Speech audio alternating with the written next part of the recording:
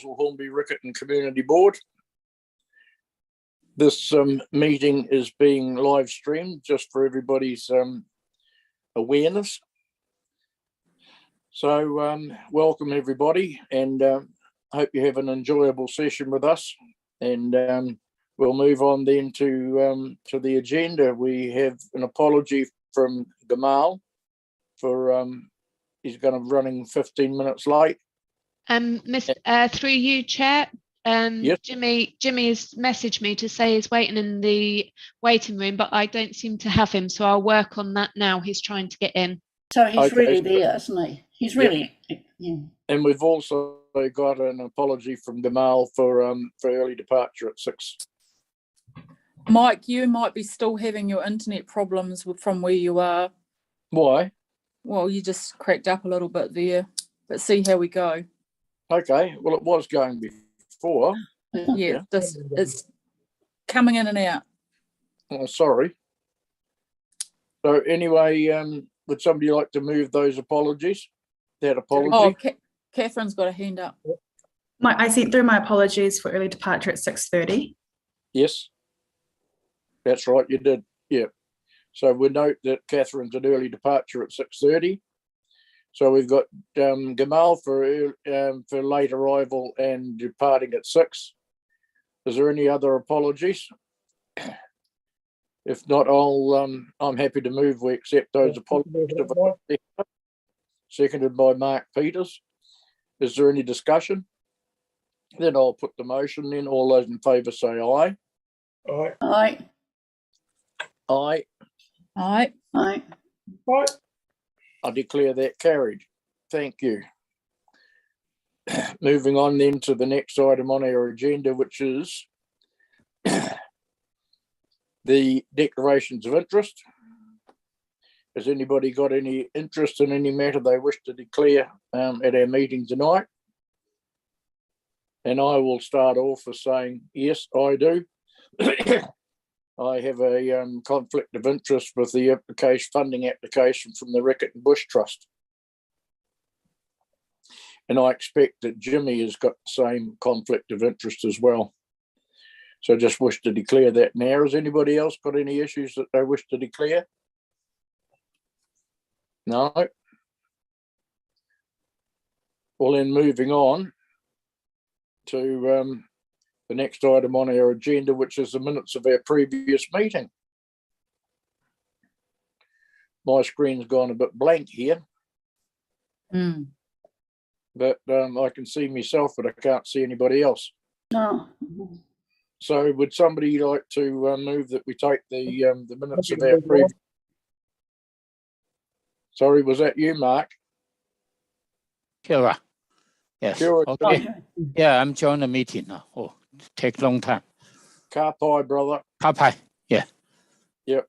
I just mentioned, Jimmy, that you would have conflict of interest with the Riccarton Bush Trust. Oh yes, yes. There's an item. Yes. Yeah. So I've just said that. Item 11. Item 11. Yeah. Yes. Yeah. Okay. Thank you. Okay. Thank you. So we're on the minutes of our previous meeting now, Jimmy. So would somebody like to move that we take those as a true and correct record, unless there's anything that hopping out there that needs to be corrected?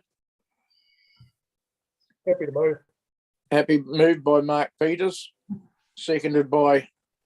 I'll second. Helen Broughton. Is there any discussion on those minutes? Well, there being no discussion, I'll put the motion then. All those in favour say aye. Aye. Aye. Aye. Against any? Aye. Declare that carried.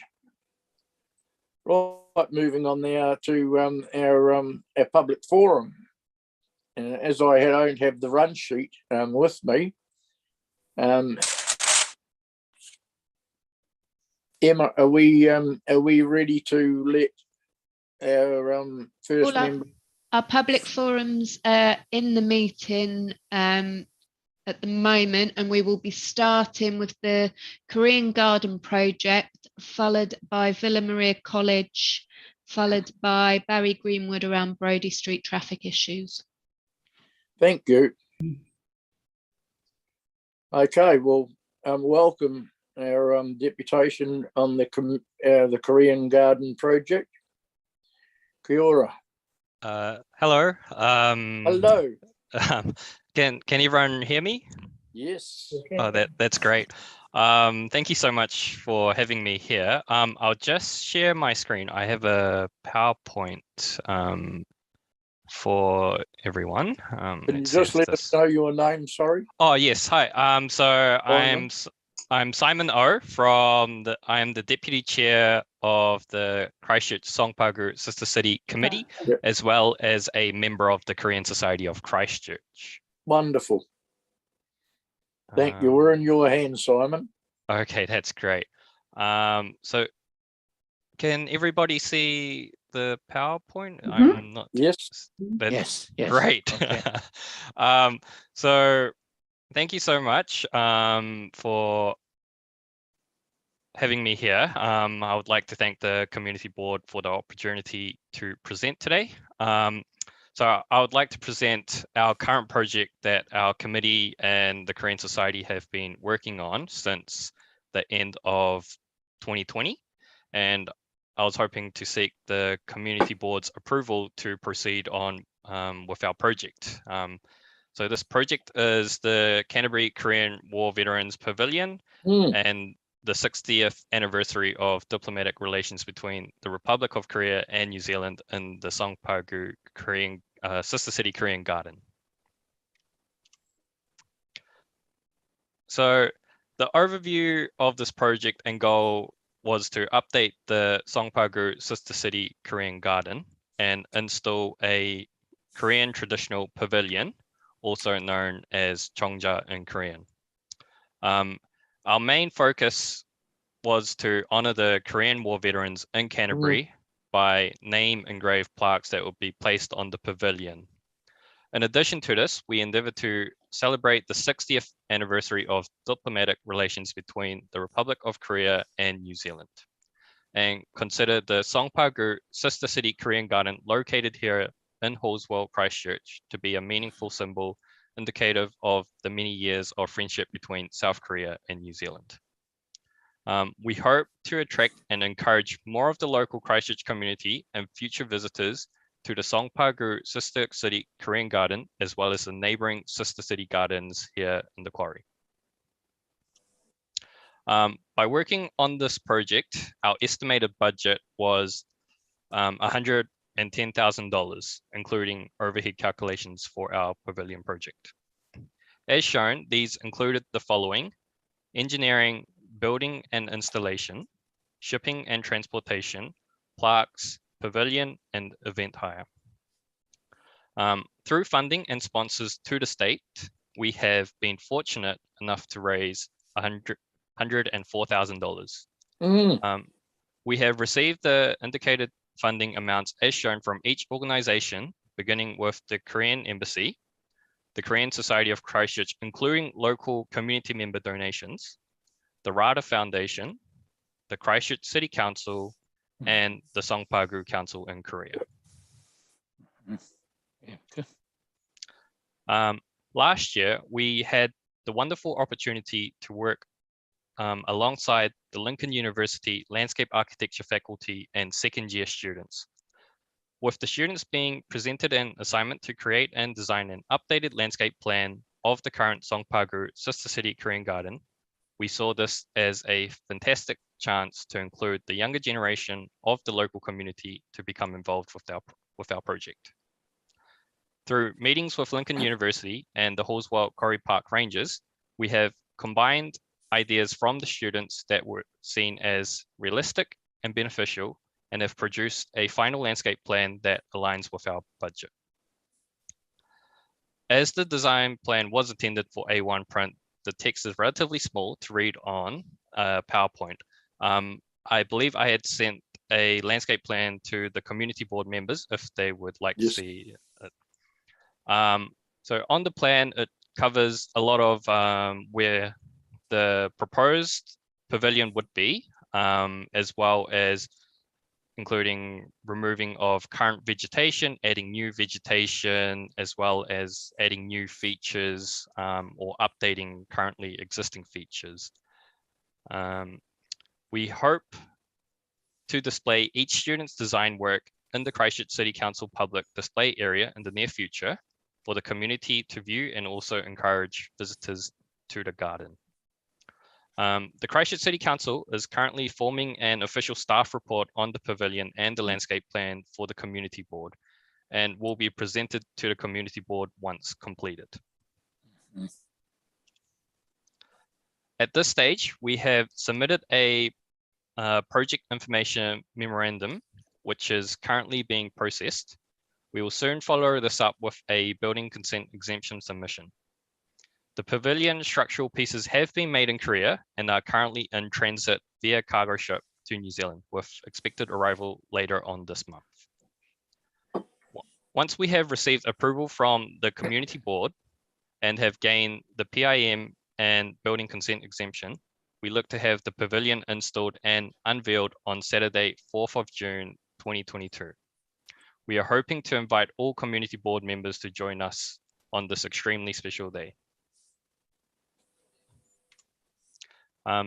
So here are some photos of the pavilion and the pieces being packaged for shipping. The pavilion itself will look like this and will be placed, will be installed in the garden. And also, this is an example of a proposed plaque which would be situated next to the pavilion on a boulder from the quarry.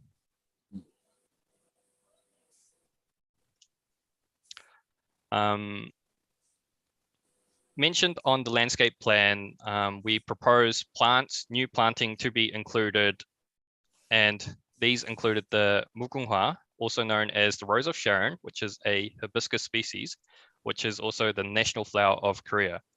We were looking at also adding the kanari, which is also known as the golden bells, which belong to the Forsythia species family, a brightly colored tree that is commonly found in Korea, and also cherry blossom trees, the prunus species, which will bring an additional connection to our sister city, Songpagu, famously known for the beautiful cherry blossoms surrounding Sokchon Lake.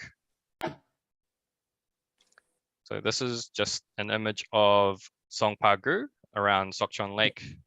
So the cherry blossoms all surrounding the lake as well, and you can see the Lotte Tower and Lotte World in the background. So I would like to thank you all for allowing me to present our project today, and we hope that the community board will be able to approve our project. And if there are any questions, I am happy to answer any questions. Thank you. Thank you very much, Simon, for an excellent and quite time-efficient presentation. And thanks very much for sending out the information that we send out to board members prior to this meeting, so that we've got a heads up about what is actually planned, and it's very exciting. And I just want to know whether you'd consider asking retired community board members to the opening in June 2022 as well. Yes, I would be happy to.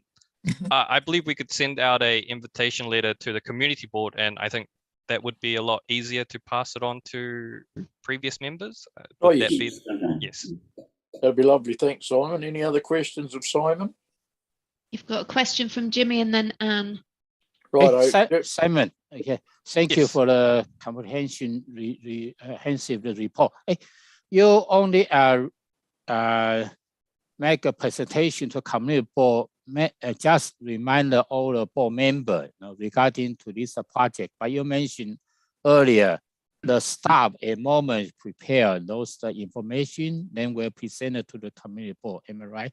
Yes, yes. So I believe that there is a staff report from the city council side as well that will be presented to the community board. Okay, you are not seeking the funding from community board, because you're already seeking funding from the council and RATA and some other agency. Am I right? Yes. So all the funding we have made, we're just wanting approval to go ahead and install the pavilion and update the garden.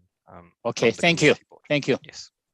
Jimmy, if I can interrupt, I think that the report is coming to the next board meeting, seeking approval of the board to the landscape plan. But it's not today, not today. Not on this agenda, no. Not Yeah, today. not this agenda. No. I didn't see. Yep. Okay, Yep. thank you. Thank you. Okay, Anne. Well, kia ora. Hi, Simon. Thank you for that really excellent presentation. And just for interest sake, how many Korean War veterans do we have in Christchurch? I know I've met, is it Happy? Yes, as Happy. one. Yes. Yeah, Happy. Yes. Are there others? Or? Yes, there currently, to my knowledge, we have around, I think, currently 10 who are still with us. But in total, we are looking at about, I think there was an estimated number of 100, but we're trying to get more research on that done. We'll be working with the Ministry of Veterans Affairs, the Papanui RSA, and the current war veterans who have knowledge of who were Korean War veterans. Thank you, Simon. Very exciting project. Thanks very much. Catherine also has a question. Mike. Oh, Catherine, yes. Good to hear from you, Catherine. On Yes, thank you, Ian. Catherine, you're on mute. Thanks, Simon. I just wanted to say thank you so much for that presentation, and it does look really beautiful, and I'm really excited for it to happen. Just out of curiosity, do you know if we have any other of these pavilions across the country, or if we'd be the first or the second, just out of curiosity? So this would be the first traditional Korean pavilion in New Zealand. Right. Okay, first. Oh, very good, very good. Yep. Well, thank you very much. Moving on then with our Thank you. agenda to the next deputation is from Villa Maria College, and welcome the deputy principal. Kia ora everyone, my name's Mike Moore. I'm the Deputy Principal of Villa Maria College, and I'm also joined tonight by one of our head girls, Maggie Cahill. And so for this evening, we have a document that we have shared with you, and I'm going to attempt to share my screen in just a moment and put that document up on screen. Maggie will talk to the first part of the document, which the students worked on, and then we'll switch to me apologiing with the second part of the document. Now, apologies, I'm not too familiar with Zoom. We use Teams, but I think I'm getting this right here. So please tell me if you're seeing my screen now. Right. Yes, that's right. Yep. Wonderful. Okay, over to you, Maggie. Hi, my name is Maggie. So for the student feedback, we notice that when cars are parked on either or both sides of the road, Brodie Street becomes very narrow and hard to navigate. The parking on both sides of the road is used by the residents who live on the street, Villa Maria College students and parents before and after school. This means it can be quite hectic at the beginning of the day before the college starts at 8:45 a.m. and when school finishes at 2:30 p.m. or 3 p.m. Since it is so busy and there are so many cars, it can be hard for students to find a gap to cross, and therefore they can resort to darting out onto the road just to get across. Often the view of students crossing is blocked by parked cars, and conversely, cars trying to navigate the street with already heightened distractions due to it being so busy, so they may not see the students. This puts the student and the drivers in danger. In addition, during school time and when it is less busy, as it is a section of straight road, cars often speed down there dangerously with little space to pull into or swerve if a student walks out of the college or if a car turns into the street from Yold Road. We've discussed the idea with multiple students and request that a pedestrian crossing be put on Brodie Street, either just outside the Kiatoa Gate, which is the college gate onto Brodie Street and the closest one to Yold Road, or further along. This would give students and members of the public a clear, safe space to cross and let drivers know that they need to slow down and be alert in case they need to stop. If this is not something which is achievable, the idea has been mentioned that the speed limit on Brodie Street be decreased. At the moment, it is 50 kilometres per hour, but we propose it be decreased. As it is already a narrow street and the cars should be slowing down, but if the speed limit does not require them to, then this may not happen. Our first proposal is the addition of a pedestrian crossing on Brodie Street. It will be most useful between 5 Brodie Street and 15 Brodie Street. It is so that the students of the college, especially the younger students, have a safe way to cross the road. The road is very busy before and after school, and due to the congestion of cars, there is no clear, safe space to cross the road. A pedestrian crossing would be ideal because it won't affect the traffic flow for the residents during the day. Our second proposal, or second thing we'd like to change, is the speed limit down Brodie Street, between 1 Brodie Street and 33 Brodie Street, to 30 kilometres per hour between the times of 8:30 to 9:30 and 2:30 to 3:30, Monday to Friday. In between the addresses, there are 2 main exit points for students leaving school. This means that there are many students in the area trying to cross the road and lots of people loitering around. There is a school sign, but its location is immediately outside our main Brodie Street car park, which is far too close. We would like it shifted further away from the gate and additional signage to specify 30 kilometres per hour. There is also a very confusing 60 kilometres per hour sign on Brodie Street, just before the corner of Brodie and Yoldhurst Road, despite it being a school zone. This is compounded by the Yoldhurst Road speed limit being 50 kilometres per hour as it passes our boundary. Please review all signage around the college. Thank you, Maggie. Would the community board like to ask questions at the end of the whole feedback, or would you like to ask any from Maggie's part? We'll be a bit flexible today and give Maggie an opportunity to answer any questions. But I think she's covered everything really, really well in this document that you've just shown us. Does there anybody want to ask any questions of Maggie at this stage? Jimmy has a question. Hey, Maggie, one question. You have these 2 proposals. I just want to know, but roughly, every day, particular high peak time, 8:30, you mentioned is 8:30 to 9:30 and 2:30 to 3:30. This time period, how many the kind of car pass through? How many car try to, parking? Yeah. I wouldn't know. A rough estimate. There's lots of students. I'd say there's at least 200 students coming out of the gate and across this road. But sorry, I wouldn't know an estimate of cars. But I'd say, Mr. Ball, would you have any idea? But there is a lot. One of our requests is that there is a traffic study done and that they work with the college to address all of our concerns around traffic safety in the area, but we haven't collected that data ourselves. Okay, thank you. Yeah, second question, just quickly. So Maggie, but you have bring these 2 proposals to the school, am I right? Because I see the college feedback option 3 to 5 is different from me. Let's add on or not, just a different view. Pardon, sorry? I mean, you have 2 proposals, but the school, they have another 3 proposal. Yeah, so these 2 proposals were 2 proposals that Neve, the head girl, and I both thought of. So these were our initial proposals and our initial ideas. And the 3 further ones are ones that we discussed with Mr. Bohr, and that the teachers and Mr. Bohr came up with, and also that we decided on with the members of Brodie Street who we talked to. So you can see this is from the whole college, and we've also met with residents as well. And the 5th proposal is based on what the residents suggested. Okay, yeah. Thank you. Question from Debbie. Yeah, hi. Just a question there for the young lady. Just wondering if she is aware, or the students that she's been working with, if she's aware of what we call traffic calming measures already on Brodie Street. No, personally, I'm not aware of any traffic calming measures on Brodie Street. Because the what we call a traffic calming measure is things like judder bars, etc. I'm very familiar with the area.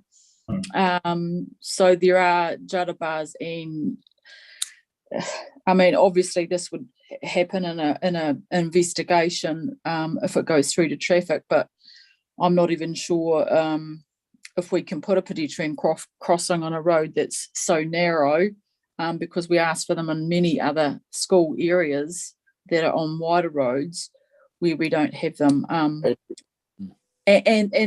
that 60 kilometre sign that you're talking about as you're approaching Yoldhurst, that's a requirement by the traffic engineers to advise you of what the speed will be once you leave Brodie Street and enter onto Yoldhurst Road. So that's just answering your question there as well. So, but thank you. A lot of thought's gone onto that. Thank you. Mike, can you carry on, please? Thank you. And yes, in regard to that 60-kilometre sign, we do understand that's signalling that when you head to the right on Yoldhurst Road, it turns into a 60k zone, but when you turn left into Yoldhurst Road, it is 50k zone, despite the fact that it's going right past our boundary.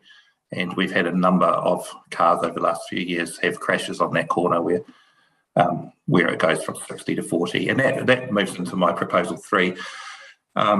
We are suggesting reduced speed of 40 kilometres per hour and suitable signage along Pear Street from the Yoldhurst Road corner, and that is north past our college entrance. There are 2 lanes of traffic on Pear Street travelling north through the Yoldhurst Road intersection, and they merge to 1 lane just before the college driveway. So we believe a reduced 40 kilometre per hour speed zone as they go past our college would reduce the potential for accidents, as vehicles are also accessing our college entrance from both sides of the road. There are school signs, but we would like the additional signage to specify 40 k's per hour. Proposal 4 is include a school sign and reduced speed of 40 kilometres per hour on Yoldhurst Road, just adjacent to our boundary. So between Brodie Street and Pear Street intersections, Yoldhurst Road drops from 60 k's to 50 k's just after Brodie Street. So we are asking it to drop further to 40 kilometres, given it is on our boundary. Many students walk along the stretch of road, and while not legally allowed to daywalk, we've had occasions where students from our college and other colleges have run across the 4 lanes of traffic, and a reduced speed limit would reduce potential for a fatality. And another reason for this request is that we have multiple school bus services that park on Yoldhurst Road on our boundary, so there is a lot of foot traffic in this area. Our final proposal is ensuring both sides of Brodie Street have clearly demarcated parking spaces painted on the road in order to make it very clear if anyone is parking too close to resident driveways or to the college entrance and exits. We do not see any need to change the existing parking regulations on either side of the road, as they seem fit for the needs of both residents and the college. Thank you very much, Mike. That's very, very helpful. I've just got a question about the speed limit outside the schools. They are not the electronic illuminated speed signs like we see outside of a lot of other schools. And I just ask why they aren't. Yes, I mean, that's what we are asking too. We just have the sign that indicates school. Yeah. Okay. So what they need to be is illuminated, really, so it stands out more. Yeah. Okay. Thank you. Anybody else got questions of Mike? Question from Anne. Yeah. Anne? Yeah, kia ora, Mike, and thanks everyone for that presentation. Mike, and are you aware of the government's moves to make outside schools 30k in the hopefully near future, and are you aware of that? And will that make a difference to what you're hoping to see happen? Yes, that is certainly something. If that comes in very soon, it would make a big difference. But we believe that as well as the speeds, there's a range of different issues that are all contributing towards our concern for the health and safety of our students right now. And so that's why we're asking that we can work with someone and a traffic study being done and to review the signage. We believe that hasn't been looked at for a very long time. For example, the school sign on Brodie Street is literally right on the main entrance, and it never used to be an entrance to the college. So I believe that was placed there. It was fit for the purpose many years ago, but it hasn't been looked at for a long time. Thank you.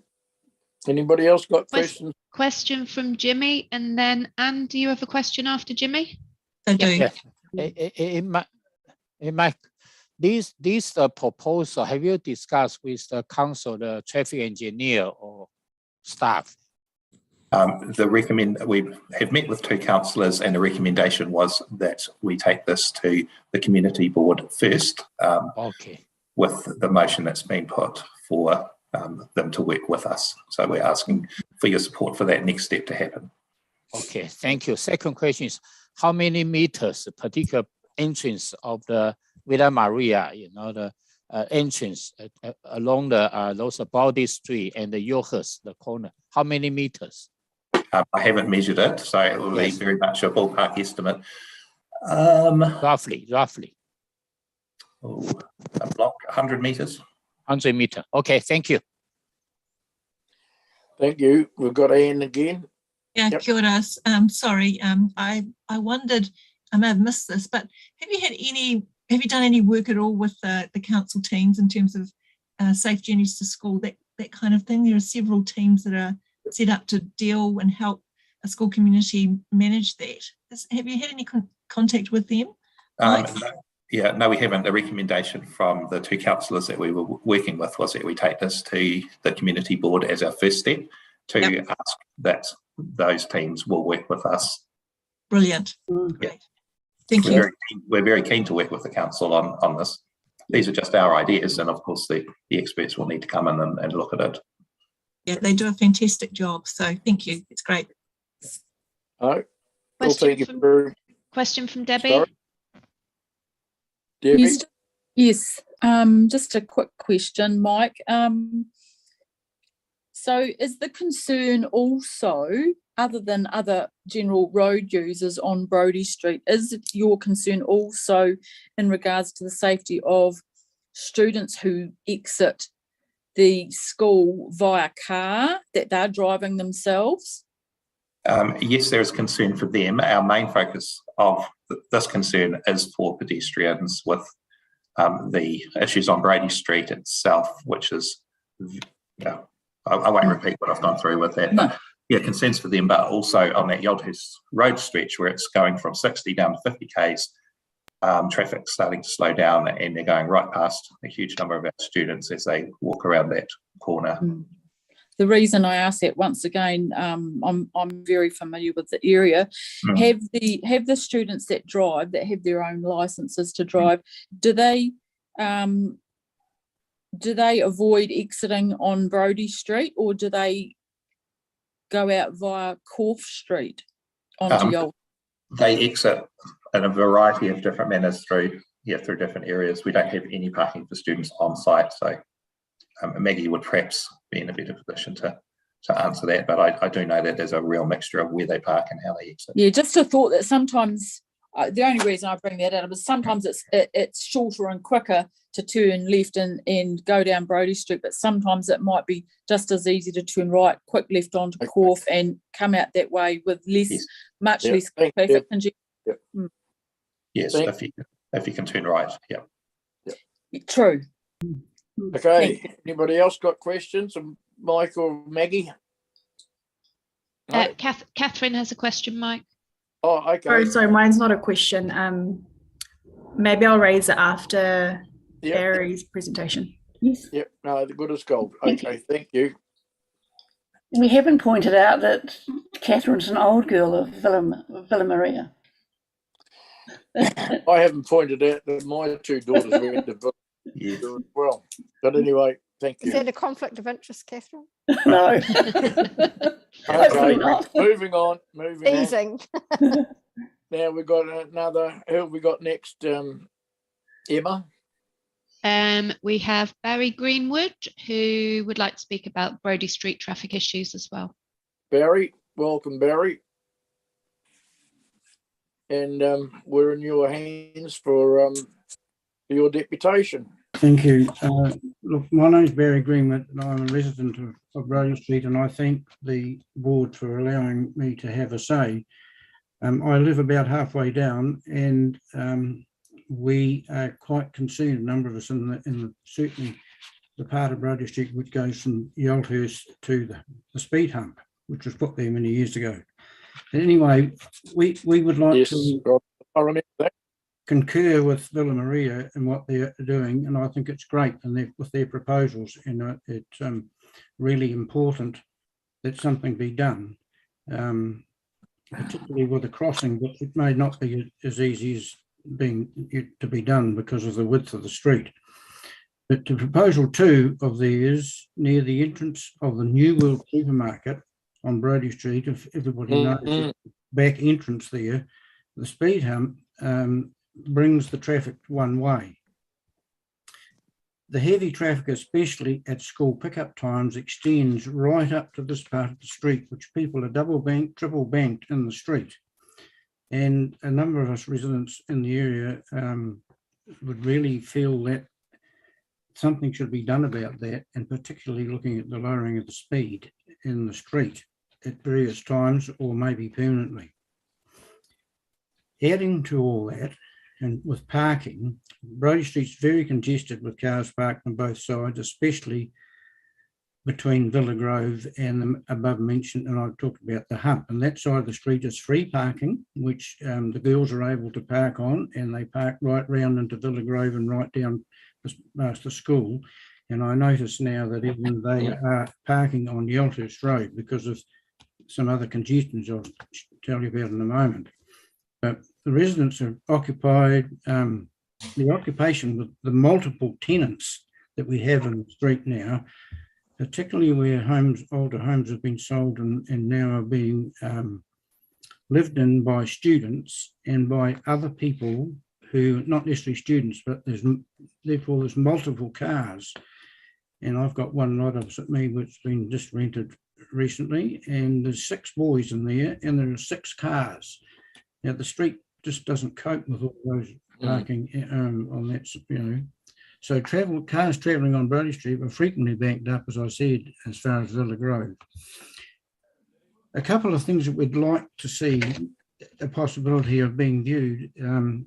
All-day parking to continue the way it is on the east side, and that's the school side. The west side currently has 30-minute parking during school times, and I feel that this needs to be reviewed by the traffic engineer and need to come and have a look and see what's going on. So many things have changed with people's living styles, and houses are being sold to multiple flats, and we've got one that I think we're going to get 3 flats on a bit where there's one house and possibly multi-storied. And everybody seems to have a car these days, and so it's becoming a bit of a concern for everybody in the street, safety-wise and so forth.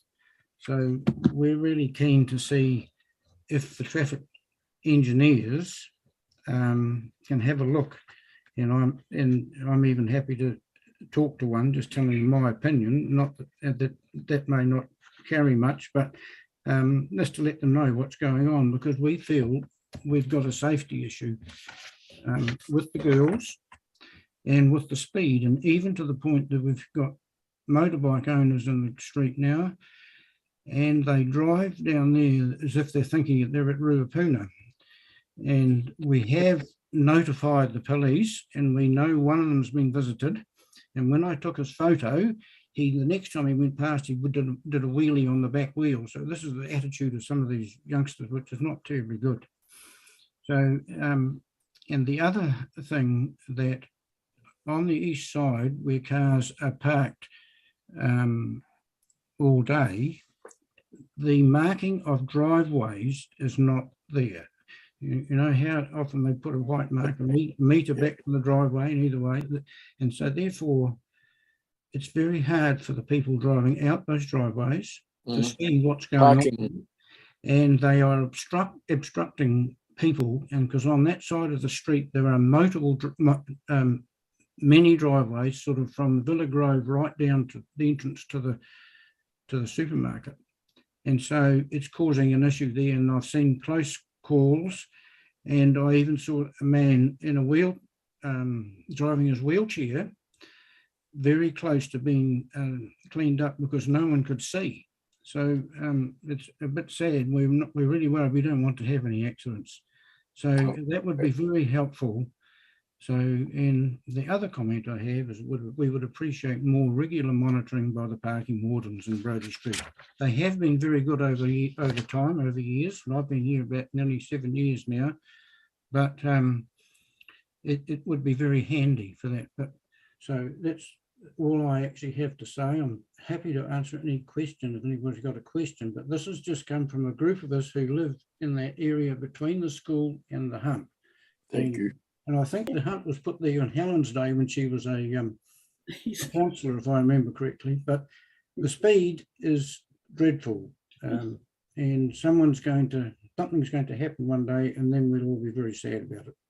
Thank you very much for for listening. Thank you very much, Barry. Thanks for your concern and bringing your issues to our community board. Somebody will answer that phone very shortly. But anyway, is there any questions of Barry?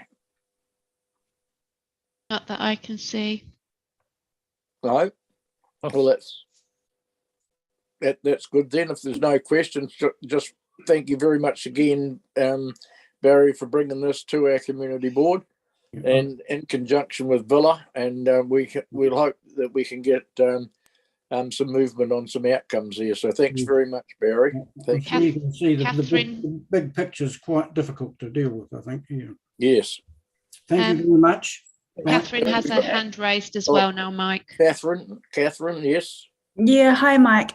Just everyone would be aware, we try to get a notice of motion through to have some resolutions around staff, requesting staff engage with Villa and the residents to come up with a report and whatnot.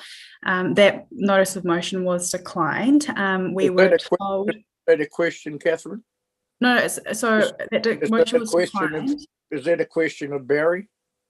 No, I think we're past that. Questions of Barry, please, Catherine.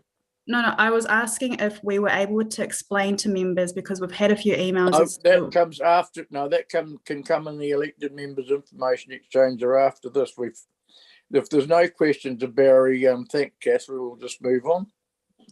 I think Anne might have a question for Barry. Thank you.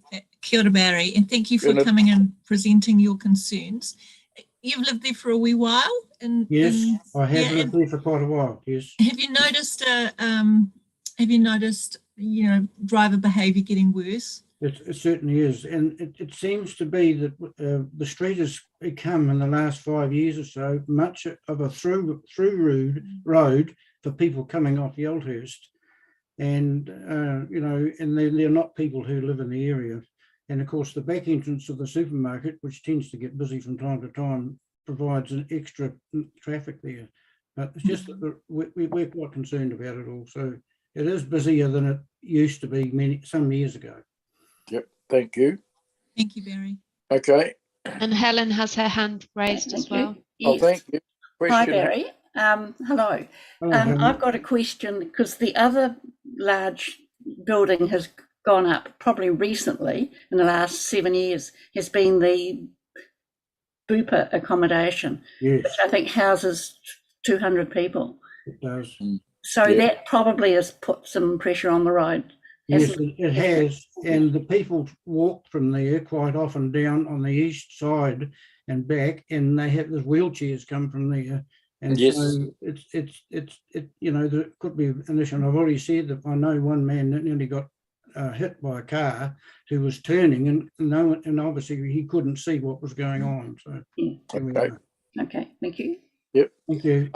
Thanks very much for your time and effort to all our presenters, Simon, Mike and Maggie and Barry. Thanks very much for taking the time out of your busy lives to come and bring your concerns to our community board. We'd just like to help the community. Thank you very much. Thank you. Right, moving on then to petitions. Mike, I wonder if I could. I'd just like to interrupt, Mike. Are you going to consider a request of staff at this stage? It's open to the board yes, to do sorry, it now. thank you. Yep. Sorry, that was what I was trying to get to, because I thought questions were over. No, well, So what we'll do, I've just seen an email around before anyway, is that we received the reports, and that we asked our traffic engineers to have a look at, consider the correspondence from Villa Maria,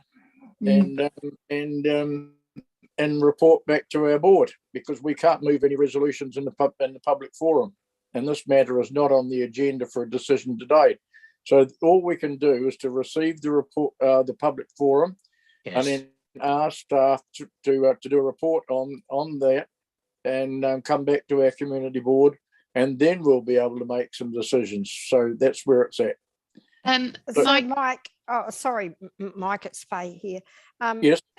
So put a bit of wording that we could put up around the request to staff that you could look at the board agreeing to wording for that request at this stage, perhaps? Yes, I I'm think sure it'd be helpful if we put that on the screen as a starter. Yeah.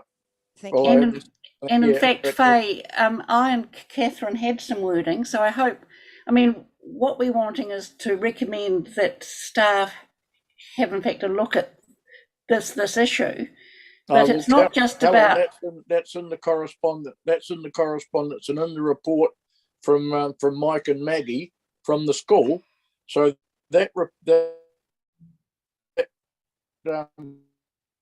correspondence will be handed on to our traffic. So that's where it's going. Yeah. but look, we do have, Catherine, if you want to speak to this, we're happy to go with staff doing a further report on this, obviously, but Yes. we'd like them to take in mind not just the schools issue, but the residents' issues. Oh yes. Yes. Well, that's what I was Helen, recommending. Perhaps if we put some wording up, and Yes. then we'll see if we can agree on the wording, and that can be Okay, changed. so It's it's a only- starting point. Can you put that up, Noella, please?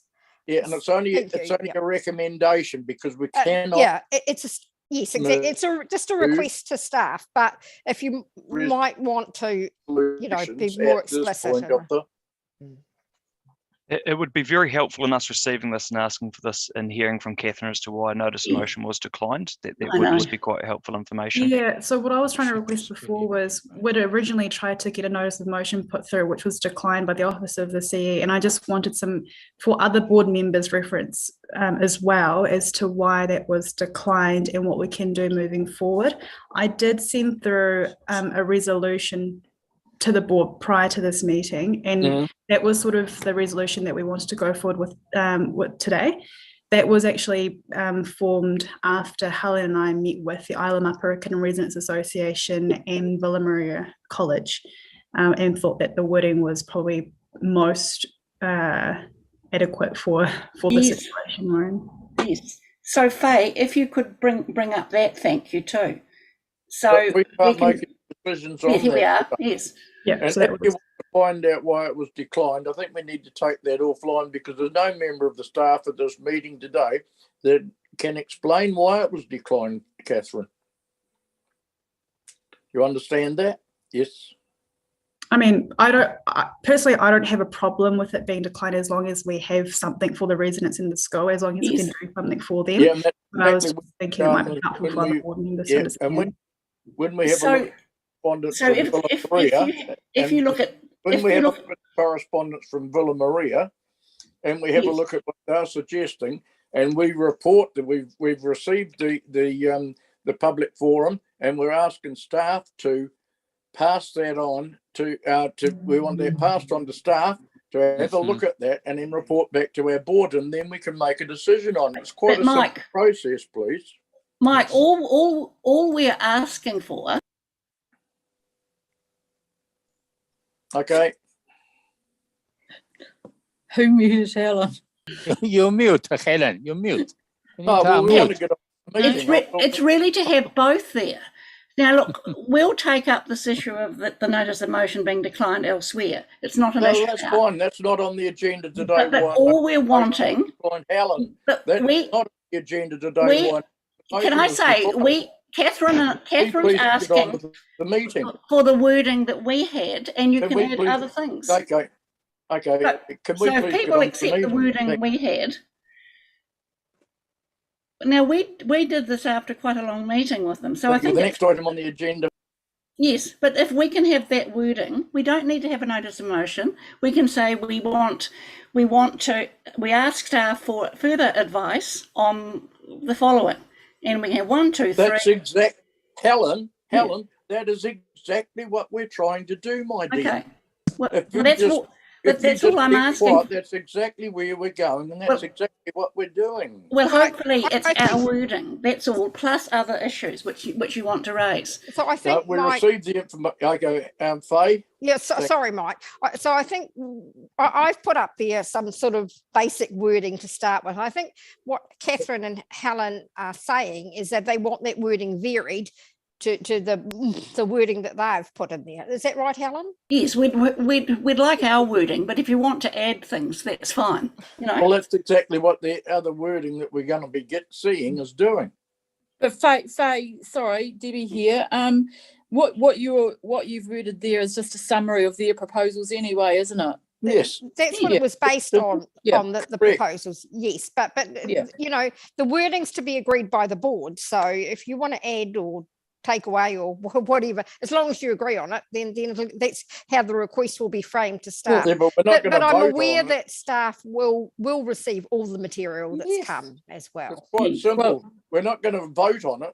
We're going to agree on it, that going to the staff, asking them for a report and consideration be given to these aspects. It's quite a simple process. As long as we can get the ball rolling, it's we can get someone out there to have a look and so can you put up exactly what we're trying to do, Catherine? Okay, Mike, can I also make a suggestion, please? We all need to go on Can't mute. hear anybody because it's just a jumble. I'm sorry.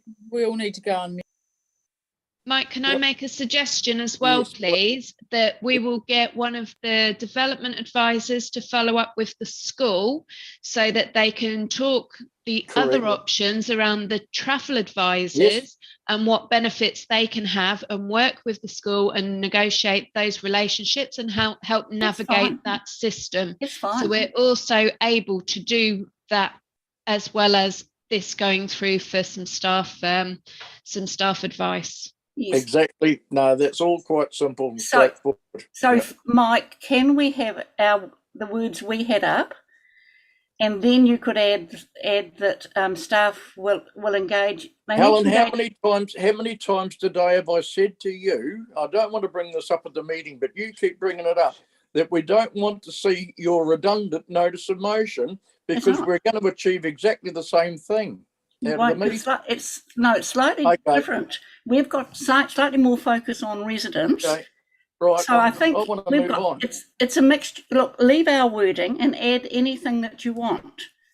Can we have the words up again, please, Noella? I think and then we'll agree.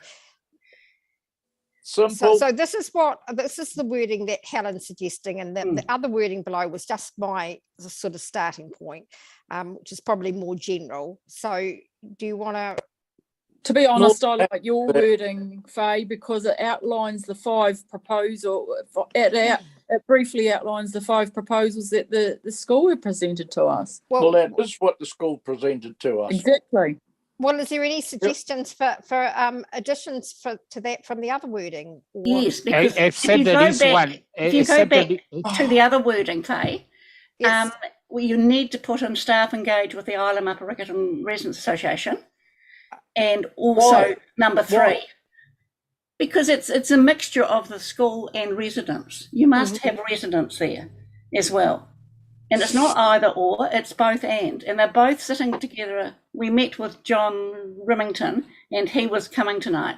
So you need to put in those two. If you leave out our first, you have to put in that other two, because that's slightly different. So Noella, if you can just scroll up again, perhaps if we add in board agreed to request for staff, provided advice with it, including provided that staff engage with Villa Maria College and the Island Residents Association. Yes. And provide advice on traffic and survey. How about that? Because those two names go in there, Noella. We have a look at that. The board agreed to request that staff and engage with. That's fine. And the other thing too, that the residents have requested, we won't put that as it. So residents have requested as the first step, white ticks be installed on Brodie Street. It's only a request. Oh, I've got it in there as the demarcation of parking spaces on Brodie Street. White ticks, but put in brackets white ticks. Parking ticks, yeah. Parking ticks. At the end of that, Noella, put parking ticks. Okay, it seems a strange process we're going through, but anyway, I thought we had it all sorted. Unfortunately, it failed. How does that look to everybody, really? And you've got to have the school there too, don't you? The board agreed to request that staff engage with Villa Maria School Oh, and the yes, Island sorry. Upper, yeah, Sorry, yep. yes, Villa Maria School College. and the Island Upper Residents Association. Okay, Yeah. and you also want provide advice. How are we going to say about the travel safety team engaging with school? Yes, I'm happy with it. Yeah, that's good. Okay, just add on the bottom of the list, safe travel. Yes, that's to good. and from school, and then we'll put that to the other team. So, Not a resolution, it's only a recommendation, that's what we asked for. That's right. We're just asking I staff know. to Now look at those to look things. like we're doing a resolution, which we can't move and second here tonight. No, we can't move. No, we can't do it. We're going to agree it. We'll just agree it. Yeah. And Faye, could we have an please find a letter from Villa Maria School? I don't think we need to put it in there, Helen, but it will be provided. It's going to be attached, okay. It's going to be provided to the staff, yep. Yes, it is. And Gautam is listening. And that May I say? Through you, Okay. Mr. Chair, with Jimmy's patiently Yeah, sat there with his hand up. Yeah, regarding to this, have you got a question or? now question, just add on this one. Because why this idea is good, because let's listen to the deputation.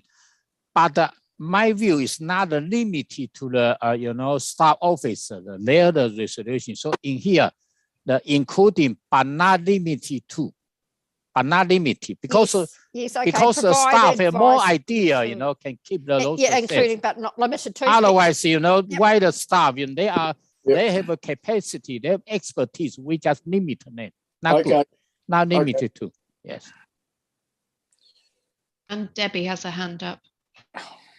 Yes, I was just going to suggest, and then I read Mark's note also in chat.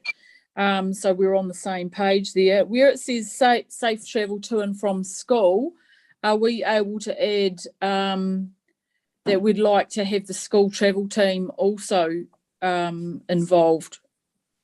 From the council? That will be sent to the school travel team. Perhaps we should specify safe travel to and from Villa Maria School in there. Schools. Yeah. Okay. And that will go to the school travel team, and they will work with the school around other ideas, basically. Yeah. Fine. Cool. Okay, so we're all happy with that. Move on then. What have we got next on our agenda? Okay, we are moving down from public forums, Yes, deputations by appointment. Yeah, 1 hour. Yes. From deputations by appointments, we've got presentation of petitions. None. Proposed road names, 163B Hallsville Junction Road. Paul Lowe isn't present because there wasn't any questions that was raised on that report. I'll move FYI. that. Happy second. Seconded by Andre. Any discussion? All those in favour, say aye. Aye. Against the vote, carried. Thank you. Welcome, Gamal. Hello. I had a problem with the internet. Okay. Next up, Suva Street tree, is it Suva? Street tree Yes, it is. removal as part of the deep dish channel replacements. And I know that Matt and Sam, who are staff, are present to answer any questions. Okay, well, everybody's read the report, and I'm just really surprised that of the way people have accepted this, and that's really, really great. So I know that we've got to take out trees, but in the meantime, and as a result of that, of course, they get their deep dish channels removed. So I'm really happy with it. Unless staff have got anything they want to add to it. Happy to move it as well. You're happy to move? I have a question. Oh, you've got a question of staff? Yes. Yeah. 2 questions. Staff, who is the staff? Who he is? Pardon? Hi, Hi, I'm Matt Goldring. Okay, Matt, two Yep. questions. The first one, 7 trees, along Suarez Street will be removed. Then you mentioned that based on tree policy will replant. When the landscaping, including the tree species, will be ready? What's the time frame? Do you mean when the new trees will be planted? Yeah, new trees, including the species, layout, landscape.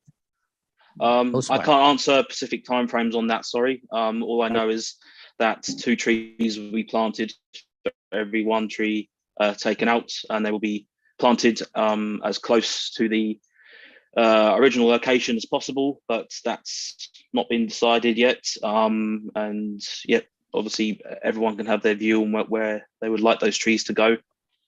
Yeah, I know, but just a time frame, Those landscaping, including the replanting the tree, when will be ready? Just want to know. Haven't got a specific number there for you, I'm afraid. I'll have to get back to you on that. Okay. I know, yes, okay. Yeah. Anybody else got any questions of staff?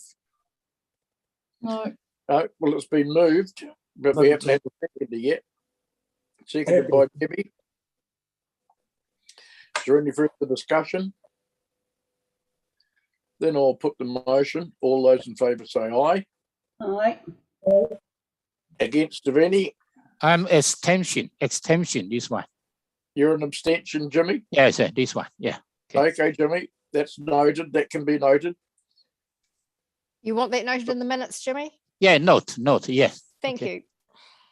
Okay, well, I couldn't see all the hands, so I presume that's been carried with 1 abstention,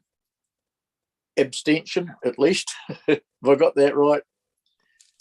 You have. Declare that carried. Okay. I'll just pause for a minute while staff get that that noted, and for the minutes. Yeah, sorry, Mike, I was also an abstention. Sorry, I didn't clearly. Oh, sorry. Yeah, sorry, that was my fault. I had it was on mute. Yep. No, that's fine. So I'm joining Jimmy. Thanks for that correction. Have that noted, Ian. We'll note that too. Okay. Yeah, thank you. So it was passed with the 2 abstentions from Jimmy and Anne. Are we all kapai with that? Yep. Carried. Next up, Mike, is a 10-minute time restricted parking on Avenger Crescent, and yep. Gautam is present. Hey, Gautam. Okay. Hello. Good So evening, that's Sorry, Mike's frozen.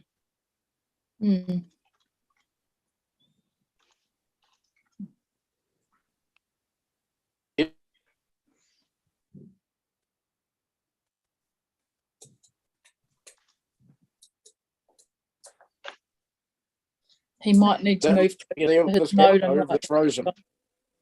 Mike, are you able to move closer to your modem like last time? Well, it's been okay up until now. Well, no, it hasn't. It's broken up from time to time, and it's just worse now. Well, I'll have to take a 10-minute adjournment. But, okay. Is that necessary?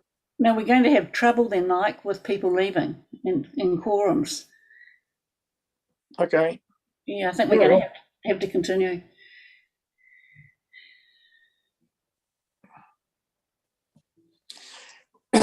So what do we want to do? Do we want to take a 10-minute, 5-minute adjournment?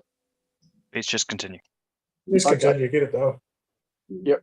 Okay, so anyway, is there does staff want to add anything to this quite straightforward report? Nothing actually. It's as I'm sorry. Thank you, Gautam. Yep.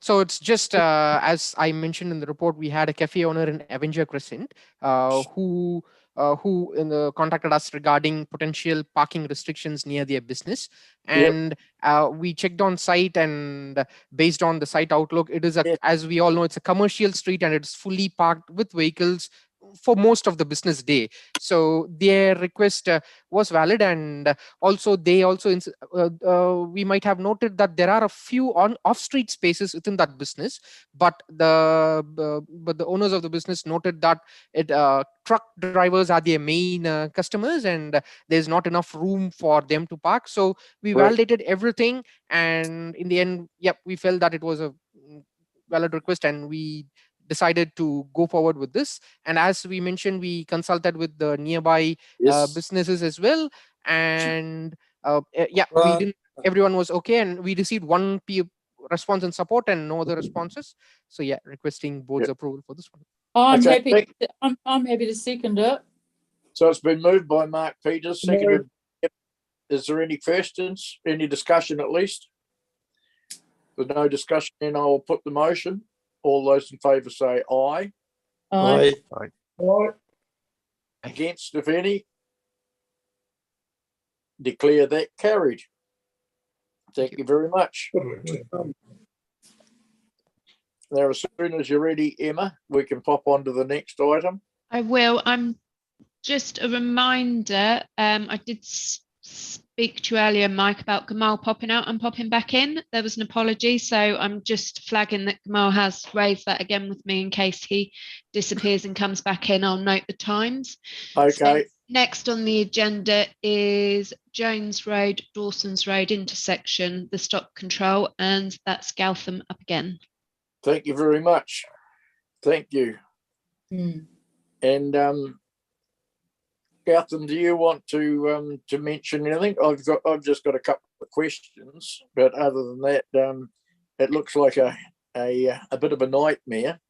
But most of that nightmare is in Selwyn District Council, but we're on the other end of it. But anyway, we're here to make a decision tonight on giveaway stop signs. So I just thought I'd mention that because I'd quite like to spend a bit more time mentioning other issues there. But anyway, we're just here to make one decision, and that's the staff recommendation. So yes, okay.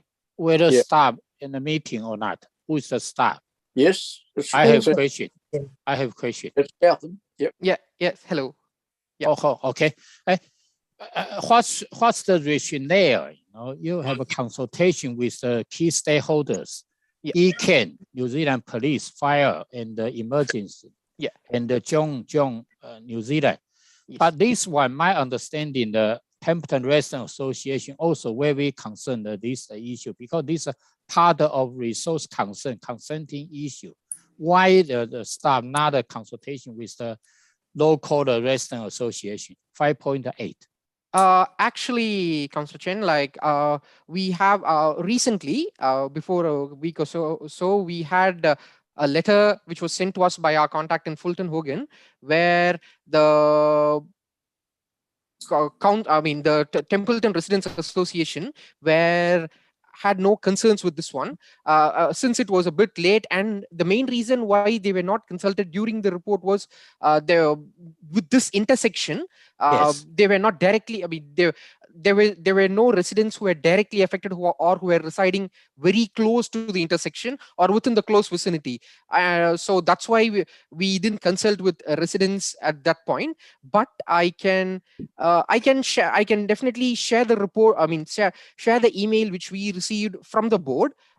From Fulton Hogan with the board regarding the comments from the Templeton Residents Association that. Would you like me to send an email to the board? I think that's important because my understanding regarding consenting issue, they did have the coordinator, the kind of group, right? Whether the Templeton Resident Association, they probably have one representative, whether they are aware of this one or not. You should send it to them, at least need to know, because this is part of consenting issue. It's my view. Yes. Well, that's definitely fair, Councillor Chen. But before we started on work on this itself, we were informed by our contact in Fulton Hogan, Mr. Don Chitak, they had already consulted with the Templeton Residents Association, and they would send us that communication soonish. Okay. So based on that, and based on, as I said, no residents within the close vicinity of the intersection within our Christchurch boundary, we just thought we will consult with the other key stakeholders and include it in the report. Okay, but that's our boundary, am I right? Yeah. Over this one, that's the Solvent district. This is our boundary. Yeah, that's our boundary. Okay, thank you. Stop sign's going to be on our boundary, Jimmy. Oh, it's not. It's Solvent. Signage is Solvent boundary. The signage, part of the sign coming from Templeton towards Rolleston, that signage is on our boundary. All the rest of the mess is in Selwyn. Okay. Oh yeah, at the roundabout itself. Oh, I'm sorry to interrupt, Mike, but yeah, the roundabout and the quarry and all the major roadworks are all, as Mike mentioned, in Selwyn District Council's boundary. It's just this intersection alone, which is gonna be within the boundary of Christchurch City Council. Okay, thank you. Question from Mark. Yep. Got a question here. Is the stop sign thought to be the best control here? Will give way be sufficient? It is a T intersection here, Mark, and also as we mentioned in the report, it was it was not our team or the council team who designed the roadworks and the others. It was designed by I think third-party consultants, and also it was safety audited as well. So based on those recommendations, we felt that yes, it has been audited, and we felt that that is the best way forward. And as we know earlier, it has been a crossroads intersection, and in the last, mentioned in the report as well, in the last 5 years, we have witnessed multiple injury crashes there. So now that the layout itself is changing and it's becoming a stop, yeah, we definitely feel it will be an improvement from what it was earlier at that location. Cool. No, I'm just concerned that being a stop, there'll be a lot of people that ignore stop and just roll through it as a give way. Well, I mean, we have signed it accordingly, Mark, and as the plans say as well, we have signed it accordingly. But yeah, it is a T intersection as well with the necessary signage. So it would we envisage that it would encourage users to come to a stop before moving. But yeah, this is what we think would be right. Well, thank you. Well, thank you. About the I'm just really concerned about the transition of cyclists, because we've got the Rolleston to Christchurch cycleway going down there. And when I had a look at the layout of that and just thought, how on earth the cyclist going to manage that coming from down Dawson's Road from Yoldhurst? Yes. And it just seems an absolute nightmare and a recipe for disaster. But unfortunately, before us today, we haven't got any authority to comment on that. It's Selwyn District Council's issue, but I'm really concerned about the safety on that aspect of that intersection. And while I've got, so we got that big roundabout. Yes. Then we've got the railway line, and then we just go across the railway line, and then we got another roundabout. Yes. Yes, the state highway. Road. So, and I can see, maybe I'm wrong, but I can see traffic building up there at times, and then all of a sudden the barriers will come down and the train will come along. So anyway, I don't think any of those concerns have been really addressed by this. But anyway, that's just my concern. Yeah, as you said, Mike, like majority of this is falling within Selwyn District Council boundaries, and from what I am aware, based on other communication with the other stakeholders like Fulton Hogan and NZTA and Selwyn and our other colleagues in the council, some queue management plans and others they have been done. So yeah, though it is within the Selwyn boundary, we do assume that they'll be addressed definitely. Yeah. Time will tell. I'm just alarm bells ringing. But anyway. One more question, Chair. Yes, Jimmy. Okay. Yeah. Okay. Stop. I just want to know, except this install the stop control, have any the signage, particularly in the same location, just remind all those kind of heavy trucks, or maybe the heavy motor vehicle, give them the guidance, turn right to join the motorway. Because I remember senior traffic engineer, particular presenter community board also promised us they will have 2 times the traffic come in the traffic count. They done the one time, that's a year before, but I'm not sure when the second time have been ready. Barry, he presented to the Templeton Resident Association there, the workshop, mentioned that. Are you aware of this issue? Pardon me, Councillor Chen, sorry. I mean the traffic count along the Water Road, along the Jones Road. Are you aware or not? You mean the traffic count? Yeah. But with this layout change, it is expected to change a bit. We expect some more diversions going into Selwyn and within our boundaries, Chen. So, okay. Yeah, we need to monitor it in the future anyway with the new layout and everything. But that's not the that we've got to make a decision on today. Not this one. Okay. Yeah. Right. It's just the compulsory stop. Yeah. Okay. Thank you. Is there any further questions? No. Would somebody like to move the staff recommendation if it has? Okay, I move. By Jimmy. Yeah. I'll move it. And seconded by Mark Peters. Yes. Okay. Is there any discussion? Just comments, but Chair, I think that's that even this is simple, the issue. We move a second, but overall, there's quite a, it's a high risk the intersection area because based on the other consenting process, there's a bigger change regarding the new road in nearby. They have roundabout, etc., and also they have new cycleway. The traffic, there's a big issue. So we still need to continue to follow up, those are traffic issue and the safety issue. It's based on this one. Thank you. We will, but we tend to take the advice from traffic engineers and experts who have come up with this diabolical mess. No disrespect to our traffic engineers. Yeah. But anyway, it's going to be problems. But all we're asked to do today is that one thing, and that's the compulsory stop at that intersection. So absolutely, I'd like to could have another discussion on it, but it's not on the agenda for the meeting today, Jimmy. Yes, I agree. That's why I like to move. And also, if the board allows, as Councillor Chen asked earlier regarding the Templeton Residents Association, I can share my screen regarding an email which was sent to Fulton Organ regarding their comments. I'll definitely forward it to the board after our meeting. Thank you. Okay, thank you. Let's go.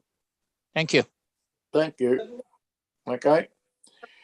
I'll put the Mark motion. has his hand raised as well, Mike. Sorry, Mark. Yeah, I just wanted to see if there's any opportunity for us to get some further advice around what's going to happen with the cycleway around that intersection with this change. We'll talk about that in the elected members' information exchange. Yep. Cool. Okay. Thank you. So if there's no further discussion, I will put the recommendation. All those in favour say aye. Aye. Aye. All right. Against of any? Carried. Thank you very much. Thank you, Alan. Thank you. Thanks a lot. Thank you. Thank you. Thank you, guys. Okay, so you're right there now, Emma. I'm good, thank you. Next up on the agenda, item 11, we have the discretionary response fund applications for Riccarton Bush Trust and Enrich Community Chaplaincy Trust. Well, I'd just like to stand back from that, and I should probably hand the chair over to Helen. Yes. Okay, Also, thank I you. say back this one as well. Okay, so have I got anyone to move the discretionary fund to Riccarton Bush Trust? Yeah, Debbie. Sorry, did I get Debbie? Debbie and seconded Mark. Okay, any discussion? All those in favour say aye. Aye. Against? Carried. And the second one is, can I have someone to move a grant of 4,888 to the Enrich Community Chaplaincy Trust. If anyone, Mark Second. moves, second Jimmy. Yes. Any discussion? No. All those in favour say aye. Aye. Aye. Against? Carried. Thank you. There you are, Mike. Helen, I'll now take Back back to you. I'll now take back the conduct of the meeting and the gavel of authority. Thank you, Helen. Thank you. Okay. Now we've got what have we got next? Elected members information exchange, Emma. No, you're jumping ahead, Mike. You have item number 12, which is the area report, which will be over to Faye. Thank you very much. It's quite a comprehensive report with a lot of information. So thanks very much for the work that staff have done and keeping us up to speed with everything that's happening behind the scenes in COVID. So thank you very much. And I'll now hand over to Faye. Well, I don't propose outlining anything unless there's any questions. I think it's taken as read, but happy to answer any questions that anybody might have. And then the recommendation is that we receive the report at the end of the day. Yep. So has anybody got any questions? Just got a quick question. Mark, you've got a question? Yep, got one. Go for it. Yep, got one. Firstly, thank you to staff for their updated 2022 community profiles. Just wanted to query whether there'll be any further updates on those community profiles, seeing as how we have a change of ward boundaries for this coming election. The profiles will be updated to reflect the new boundary changes, but that won't happen until after the new boundary changes come into place in October time. So I would imagine that we'll be looking to do work on them at a similar time of year, early next year. Okay. Okay. That's good. Anything else? No other question from Anne. Yeah, no, similar question to Mark. Thank you. All good. Okay, well, if there are no further questions on the report, I'd like to move that we've received the report and thank the staff for the work that they're doing. We've got a seconder for that. Happy to second. Good by Anne. I'll second that about Mike. Okay, either or. Sorry, was that seconded Mark or seconded Anne? Happy either way. Yeah, I can be ambidextrous on that one. I saw Anne, and then I saw Mark as well at the sort of the same time. So, yeah, thank you. Okay. It could have been a surprise to come out in the minutes. What did I mean? Extras. I've put Anne in. Yep. Okay. Item 13, elected members information exchange. Okay. Well, what have we got? Who wants to go first? You've got Mark's hand up, then Debbie's, then Andre's, and then Anne. Okay. Mark. Very Debbie. good. I guess we'll carry on from that stop sign decision we just made and see if we can get some advice out of staff around the what's proposed through that conglomeration of changes going on there. So yes. If we could get some advice on that, that would be super handy. Yes. Sorry, Mark, I missed part of that. So did I. You sort of froze a little bit. Could you just go over that again? Yep. Asking advice on what's proposed for the cycleway movement through that new Dawson's Road road design. Make sure they're not catered for and looked after well. Be handy. Yep. Thank you. Okay, we've got Debbie. Then next thing I've got on my I've got my rather short list here, if I can, Mike. Yeah, go for it. Three more items to bring up. Next one being the Stockburn old service centre site, and whether there are any plans that the board might be able to be made aware of regards to the fencing around the water infrastructure. And I believe we'd heard about the bright lighting of the stream and whether there's any beautification plan around that. I will be, sorry to interject, I will be sending information out shortly as per the Lagoima I told you about earlier, Mark. When that information gets sent through, I will forward that round to the board as well. Excellent, thank you. That's good. Next thing on my little list was there was a meeting last night of the Hornby Community Care Centre Trust, and there are a couple of items brought up there. One of them is an ongoing question around when they might be able to have some information around the planned use of the Hornby Library building once they vacate. They're still awaiting the update from the property team on that, and just really quite anxious to have an update to be able to start planning the way forward into the future. So if we can have some timing around that, that would be handy to know. Then the final thing on my wee list was it was mentioned in the Hornby Community Care Trust meeting that the centre there is noticing an increase in homeless people staying in the car park, and it is becoming a bit of a problem for library and the community centre staff to deal with that and police it. And with that, they're also noticing toileting happening in the gardens of the centre, which is far less than ideal. And one of the questions that came up as a possible solution might be whether there's a procedure that might need to be followed to look at getting the car park locked at night, similar to what happens on community park and other community facilities. Yes. And whether there can be some investigation around getting a solution to help with that, that would be super handy. I totally agree.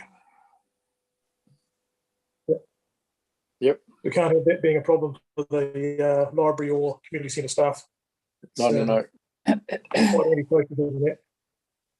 No, fair enough. Okay, we've got Deb now. Yeah, hi team. I've just had a, well, as everybody has been notified by the email in regards to Richmond Ave, the ongoing issue there in regards to obtaining answers. We promised our community that we were going to be keeping them well informed in regards to what's going on in this area. And one of those issues is to do with the level of the table, you know, that we call a judder bar, which isn't a judder bar, it's just kind of level with the road. And we're not getting answers, and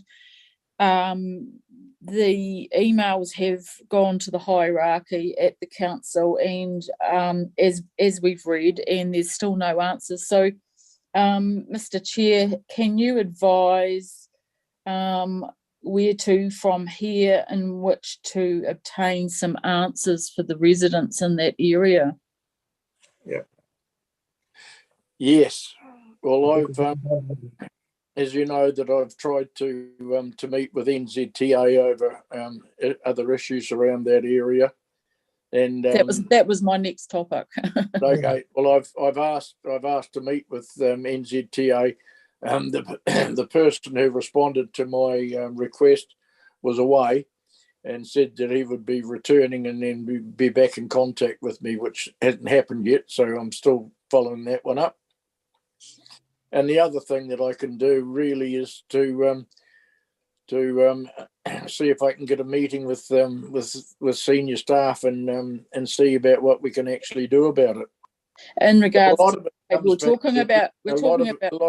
lot of it comes back to police enforcement as well, but there are other issues that still need to be resolved. So yeah. And the fact that they're asking questions and not getting responses is a concern. It absolutely is. It just makes our job as advocates for our community, especially when we've met the community we've been proactive in meeting them out in the school hall, etc. And we've had turnouts. We've promised that we're going to be keeping them up to date, and I feel that we failed them, and yet they're not getting answers. So Emma is, sorry to interrupt, but Emma, when does the report come to the community board? I can check. Let me bring up Info Council to see if it's in our system. Faye and I are working behind the scenes. We're just waiting on a couple of answers to be able to send the email out. We were clarifying one of the comments that was made, and we haven't been able to clarify that. We had a conversation earlier on this afternoon to potentially send out the response that we do have with a note that we haven't been able to find guidance around one particular issue. Okay. Respond to that email and we will chase up on when the report is. But if you allow me, if you carry on talking, I'll look to see when it's in the system now. And so if we can, Emma, in that report, specifically the level of that table as well, that's been an ongoing concern for all of us, not just the residents, but even members on the board. So thank you for that. The second issue is, as you mentioned, Mike, that you were touching on there, is the NZTA issue in regards to the signage there on the, just approaching the roundabout on Hallsville, was it Hallsville Junction, isn't it? Yeah. So are we meeting, have we had a meeting arranged yet with NZTA staff, etc., for this issue? No.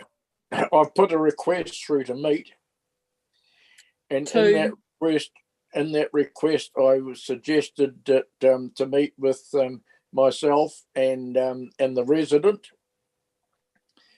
and yes, I'm just awaiting that. But I have had emails back from staff, both the Christchurch City Council and NZTA, virtually saying they've done everything right, and there's virtually nothing wrong with it. But I think anybody with a I shouldn't say half brain, but anybody that drives around Christchurch know that there's no other part of Christchurch that's got such a inefficient, huge sign that doesn't give people the right directions, and causes more confusion than it's worth. But anyway, that's just my unprofessional point of view. And I understand that NZTA and council staff may feel that they've exhausted their answers, but I just feel that we must give the resident the concern, the privilege of another meeting, so that he can express further concerns, anguish, etc., over the issue, and perhaps, like you said, Mike, in regards to the size of the signage as well. So I'm looking forward to receiving some notification of a meeting there as well. That's all from me at this stage. Thank you. Thank you. Anne? Oh, okay, kia ora. Thank you. Just back to the ward report and thinking about the Huratini Student Council, and we had a meeting, our first meeting for the year, and with the young people identified the issues that they were concerned about in the ward, and surprisingly, or not surprisingly actually, road safety is huge for them. And so if we think about Hallsville, for example, we've got the issue outside Hallsville School, we've got Aidenfield Drive continuing to be an issue, we've got speed along Skyhawk Drive, we've got what else have we got? Oh, well, some speeding along Richmond Ave, and the common denominator here is actually driver behaviour, which is something that we can only do so much. And I'm just wondering, as a board, if we should write or express to the police, to traffic enforcement, that we have real concerns about this, and that we would really appreciate some more resource being put towards it in our ward. And it's a combination of increasing traffic congestion, but it's also just as I've just forgotten his name, the gentleman that talked about the changing behaviour along outside his place, outside Villa Maria. Driver behaviour has become appalling. It's appalling, and it's outside schools where kids are trying to cross and get to school. And I just feel that as a board, we may be able to just give some kind of message, write a letter, or do something to just bring our concerns to the police. Yes. Yeah. Okay, thanks, Anne. Yeah, that would be great if we could follow that up a bit. Yep. In some way. Thank you. Now we've got Andre. Oh, yes, thank you. I did also have a notice of motion for tonight's meeting, which was declined, which was this notice of motion here, which you can't quite see because I've got my Halls Quarry background, which was regarding the live streaming and recording of our meetings being permanent beyond the traffic light setting. Very pleased to see that will indeed be the case. Yes. Well done, Andre. It has been a success both with our community board and community boards all throughout Christchurch with the amount of people engaging. And, while people, might not necessarily find meetings like these the most interesting, they are interested in what their local issues are, which is possibly why we're seeing more views on community boards than we are in council meetings throughout Christchurch. We have come a long way from having, 5 people in the public gallery watching our meetings. The difference between 5 viewers and 150 viewers is a 2,900% increase in public engagement. So I think it proves this was a no-brainer all along. In other news, I've been gathering as many submissions as possible regarding the Milnes Spark Sutherland Road intersection. It's been going well. I've done a letterbox drop of the streets surrounding that intersection, including Sentinel Place, Shield Place, 6 Silvers Ave, Armour Place, Sutherland Road, Buns Road, Welsh Road, Beamsgate Road, 200-ish homes, and have been getting a pretty positive response, hearing many stories from people who really need to see an improvement to that intersection. In doing that, I came across a couple who were who were unfortunately on their way to hospital regarding accident at that very intersection the night before. Don't know the details of it, but it just reinforces the need for something to be done sooner, not in 5-6 years' time. Absolutely. Moving on from that, Ngā Punawai, Kai at Ngā Punawai is back this Thursday, which I'm very much looking forward to. It went extremely well last time, and they've had many disruptions due to COVID and weather events. Yep. Very much looking forward to that. It brings me to the other issue of the Netzel Centre, what the future will like for the facility. I'm just hoping to find out if we've got any more indication at this point in time as to what the public engagement with the public will look like going forward. If we've got any idea on when I know there's a community meeting upcoming. Wondering, Anne, if you had any light shed on that, or indeed if staff did. When is that community meeting, Andre? That I don't know. Oh, okay. There is one. There is, because of COVID, there has been a delay to that, wanting to get as many people there as possible. So there's also a bit more work that's being done on the transport plan, and so my understanding is that brochures will be delivered around the immediate vicinity of Ngā Punawai to alert people to when the meeting is, and that it will happen at Ngā Punawai. So as soon as I know anything, I'll let you know, Andre. Yeah, no, that's amazing. Thank you very much. And just a follow-up, we mentioned we're waiting on a report regarding CCTV at the Hallsville Quarry. I'm just wondering if there's any indication on when we might see. If you go into the Big Tin Can, you'll see that you've got your open and closed actions. Each month they get loaded up. Have you looked in there, Andre, to see what the latest is? Because the comments are put into those reports. I haven't had access to the Big Tin Can for a number of months. If it would be possible for someone to email it to me, that would be ideal. I haven't used the Big Tin Can in many months, so I just access things from the website. And it's to be honest, it's been going fine. So do we have is staff off the top of their head? Are they aware of any advancement on that? Because it is becoming an issue out there, and if it's money that's an issue, are we able to advance some funds in order to obtain some cameras? if you carry on talking for a moment, I'll just go into the other document and have a look. 1 second. Sure. I mean, Thank you know, Andre and Anne, you know, we're very all aware here locally that, you know, these are increasing issues, especially at Hallsville Quarry. It's an amazing venue, and it's drawing people from all parts of Christchurch to Hallsville Quarry. It's just amazing. So it is a wider issue than just Hallsville. It's a Christchurch and visitors experience as well. Absolutely. And this was one of our board priorities, you know, community safety for Hallsville. So it'd be good to have a win this term. Sorry to interrupt there, but I can read the staff comments that have recently been added. The date changed to the 22nd of April, getting cameras installed. So I wanted to do that before updating the board via a briefing. Right. Excellent. Excellent. Sorry. Can you just to clarify? Cameras being installed 22nd of April. Is that what you just said? They're not being installed on the 22nd of April. The target date was changed because it got pushed out through the time that it's taken staff to investigate, do the work. It doesn't give me a date. It says it's getting the cameras installed, so that they wanted to make sure that was done, and then they'll come and give you a briefing. Is there an ETA on the briefing date? Not at present. We need to follow up. We can follow that up. That's on a document that Faye, Noella and I will be looking at this week. Excellent. Thanks, Emma. Thank you.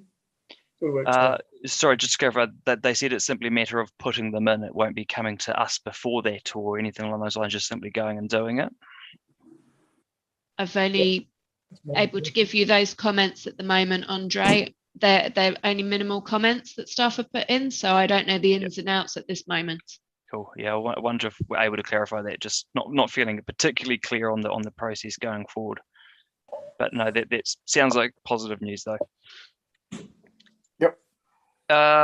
Just wondering if we've got any indication on when the Hallsville Miniature Railway is likely to be put forward in front of our board. I can comment on that, Andre. I think they're aiming for the next meeting. Lovely. But it depends on the report getting in time, but next meeting or the following one, but aiming for next meeting if possible. Nice one. Thank you very much. Should be quite exciting. And finally, an issue's been raised with me of safe pedestrian access between Country Palms and Hallsville School. Obviously, there isn't actually any particularly safe way for pedestrians to get from Hallsville School to Country Palms and back, with the obvious danger being Sabies Road, which is a really wide road. So obviously, you know, not the easiest to cross, but also a very, very busy road and becoming a lot busier. So I'm doing a bit of consulting with people in the Country Palms area, getting as much feedback as possible. And I am planning home to put forward a notice of motion at our meeting after the break.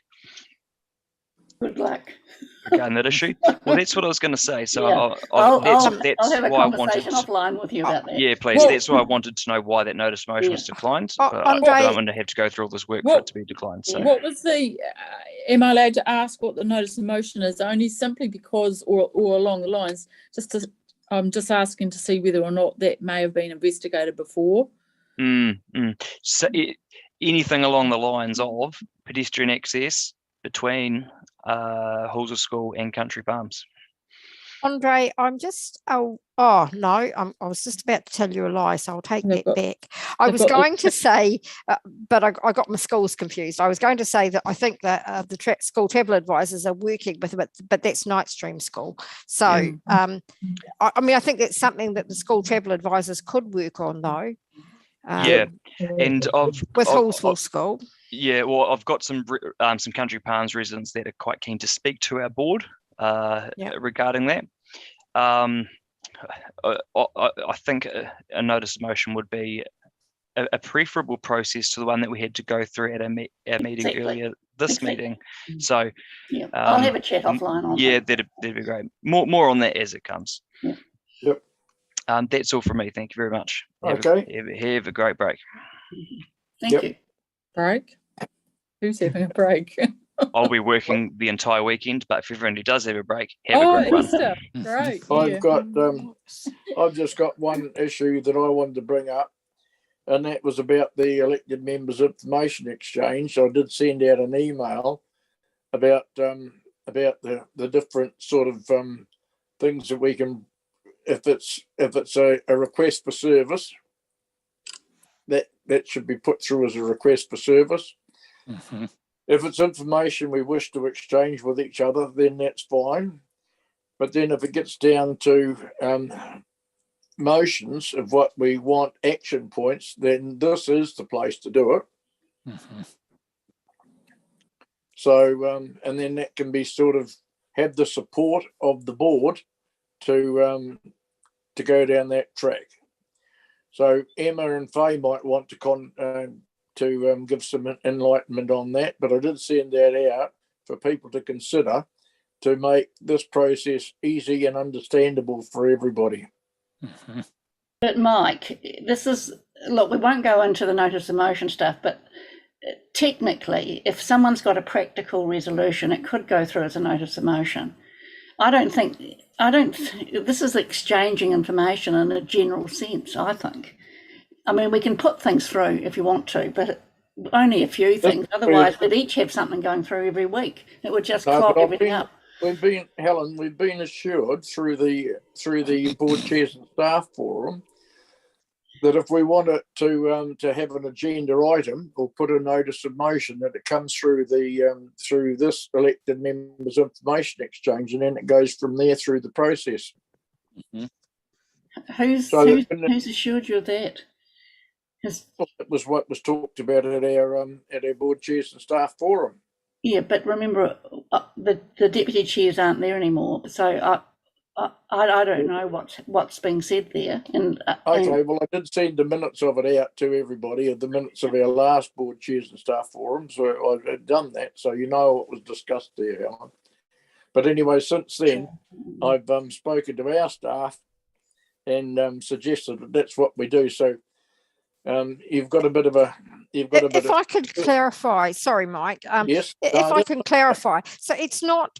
You don't put a resolution, so to speak, through elected members info exchange, but if there's a request that comes that the board agrees to, we can put an action through, an action to staff to request, requesting information or follow up or along those sorts of lines. Yeah, but you can have the wording. You can have it worded like a notice of motion. Well, it is worded like it is an action, so it's a clear action to staff, and it goes on there. It goes through to them as an action with a time period, etc. on it. Yeah, it does. Yep. So it doesn't have to be referred to as a notice of motion. It is a motion that comes out of our community board elected members information exchange. Well, it's not a motion in the sense that it's voted on. It's the same as the distinction before. We don't vote on things out of elected members exchange, but we can agree in action. I think, and that's exactly what we're wanting to do. Yes, I think there's a number of cases where a notice of motion is highly preferable because also it allows the public to be aware that an item is going to be discussed at our meeting today, and it allows the opportunity for a member of the public to make a deputation to that. So I think you can't make a deputation to a notice of motion. Can you not? No, you cannot. But you can do a public. You can do a public forum, and you're right, Andre. It is an option. That they're different things. So a notice of motion is a far more. It's more far more clear. Transparent and clearer and allows better public engagement. So I'd be concerned at the idea of pushing us away from notice of motions for items to then be raised in elected members exchange. I'd want a pretty good explanation on why we need to do that. Okay. Fair enough. Yep. We need to improve the public engagement and transparency process, not lessen it in any way, shape or form, which just from what I'm hearing, sounds like it would do that. So unless someone can explain to me otherwise, I'd be concerned about that. 30 years ago, we used to be able to sit down, the board chair would sit down with the board manager and an agenda, but those days are well gone. Did you want to speak, Gamal? He's gone, I think. Yes, thank you very much. I just wanted to ask what happened to item 11, and the other one is as you probably heard about the concern in Riccarton for the rise of noise yes. in the area. And I wonder what our board can do to actually help, with this issue, because it's a concern for many residents now. Even the media now is talking about it, and they called me and I put my opinion there. The problem is that for me, blaming the students is something that we need to raise, because we want to have a healthy conversation with the landlords and the university as well, as well representation from the students, where also we could ask the landlords to ask students to actually in their contract, they can just sign a memo of understanding, a memorandum of understanding that they are going to actually keep the noise minimal. Yeah. I also had a phone call from that same journalism student, and I think Helen did also. So, and maybe Catherine. So anyway, I had quite a lengthy discussion with the person yesterday.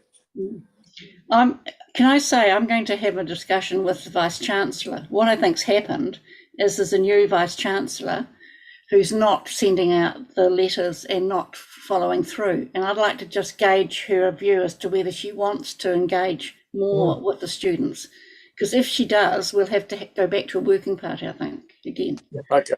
Yeah, I think it's the change of Vice Chancellor which has caused the problem. And I don't think she probably isn't even aware we have these protocols. She's come in from South Africa. That's a good idea. Yeah. Yep. Thank you. University, I can vouch that the change of Vice Chancellor likely has derailed that process. So yeah, get in there and let's have a conversation. Yeah. Important we hear from the students as well as to what's going on and how behaviours could change. I'm in touch with many students every week, and obviously at the moment, actually things are changing, because last weekend at the university they were able to host an outdoor event by the university, which was a concert, and that's 2,000 people at a venue rather than drinking at flats and on the streets.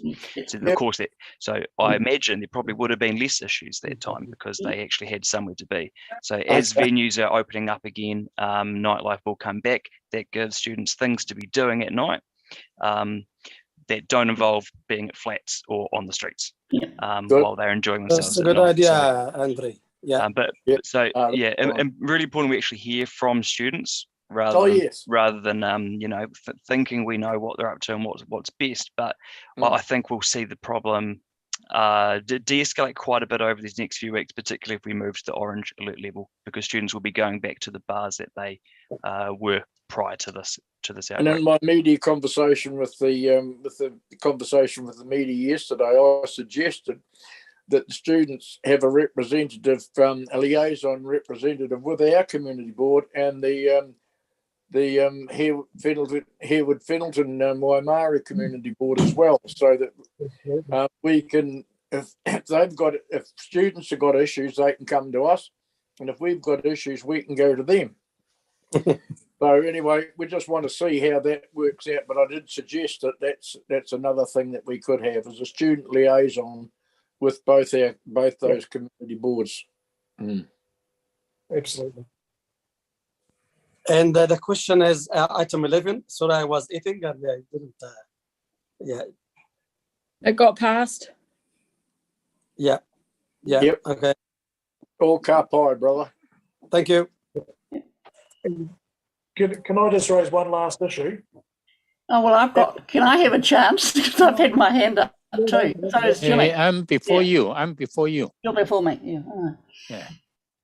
Okay. The first one, because the annual plan, the due date will be on the next Monday. So I'm not sure how community board can remind the community individuals to grasp opportunity. Otherwise, every time they say, oh, they ignore, they have no idea. Then after that, too late. So Well, I'm not sure how staff can remind them or not.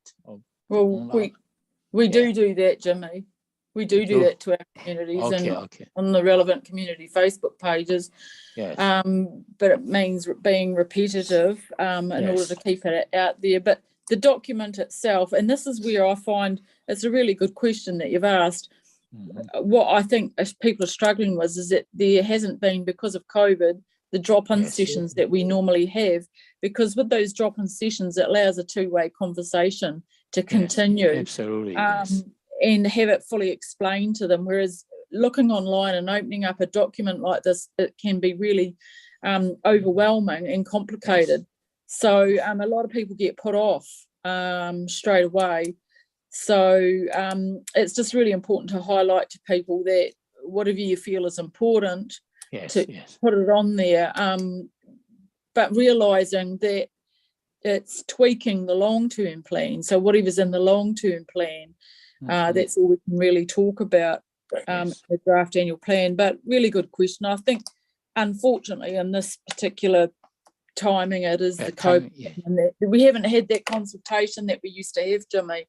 Yeah, I know that, but because the particular the officer mentioned, the communication the department mentioned, if a community have requests, they are happy to be invited, even from the Zoom meeting, etc. Right. Can explain, even they kind of replace those public session. Still from the remote, from Zoom meeting, still okay. Still okay. Yeah. Second one is in response to the NPS UD, the housing intensification. You are all aware. Yesterday, the council has been undertaking those. Can I interrupt a minute? Can I just hand over to Helen because Maslow's calling me loud and clear. Okay. Yep. Go, Mike. Over to Helen. Okay.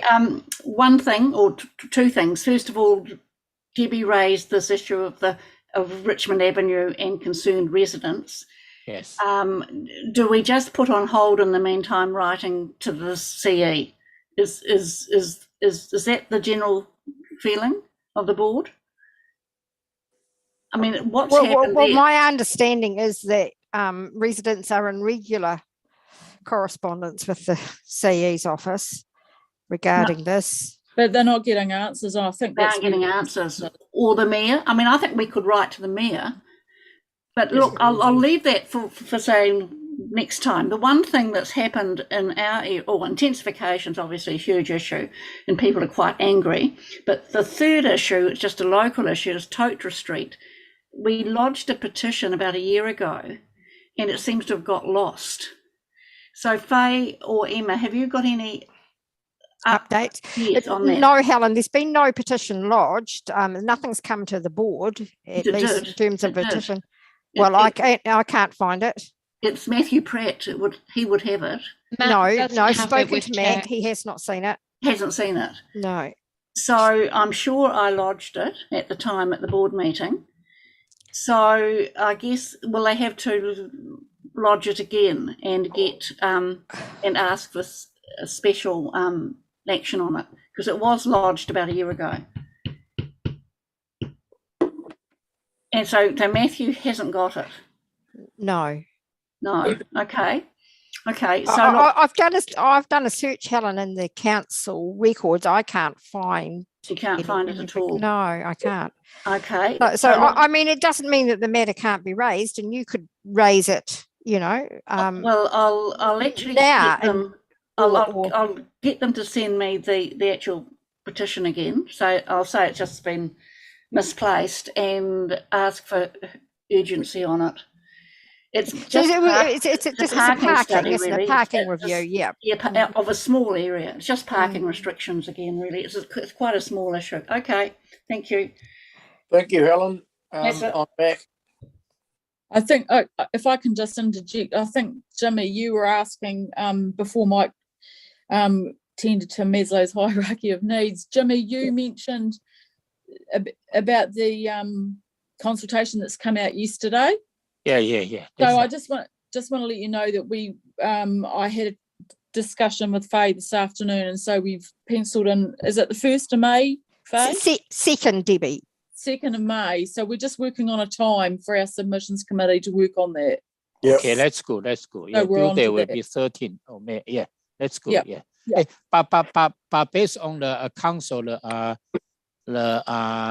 urban development transport meeting, there's a the committee for all. You know, the staff particularly mentioned this time is for the kind of a plan change. Is a pre-notification engagement. It's not a formal notification. It's a pre-engagement. Formal notification is after the 22nd July. No, but I'm not sure how to separate those ones. But they are inviting us. They sent to us. Then absolutely we can make the submission feedback. Just want to let you know. Yes. Thanks. That's good. That's all good. Thank you. Yeah. Okay. Last Last one, I just want to know that because the staff, particular transport staff, mentioned regarding to improvement in intersection of Gilbert, South Waterloo, Parkers, and Murphy Street. Yes. Staff mentioned before were presented to the community board in April, so I'm not sure whether Faye or the Emma are aware what date they were presented to community board. Good question, Jimmy. Yeah, good question. Sorry, Jimmy. What was it? What was that street? Regarding the improvement of the safety, the issue, intersection of the Hornby, Gilbert South, Waterloo, Parkers Road, and Murphy Street. Oh no, I cannot give you an update really at all, other than to say it is being included in the board submission and the annual plan, seeking that work be undertaken in conjunction with any works around the cycleway. Yeah, but we don't know what work it is. Still, we don't know. Okay. No, we don't. No. Okay. I just want to confirm whether we are aware or not. No. Okay. Thank you, John. Okay. Thank you. Maybe during the meeting, coming meeting, I can follow up. Good man. Thank you. Okay, that's it. Anybody else got anything? You've got Mark with his hand up again and Debbie with their hand up. Okay. No, just Go, Mark now. Yes. Yep, just my one last one I keep getting pestered with as I meet a certain person in our Hope Church who works at Kilmarnock.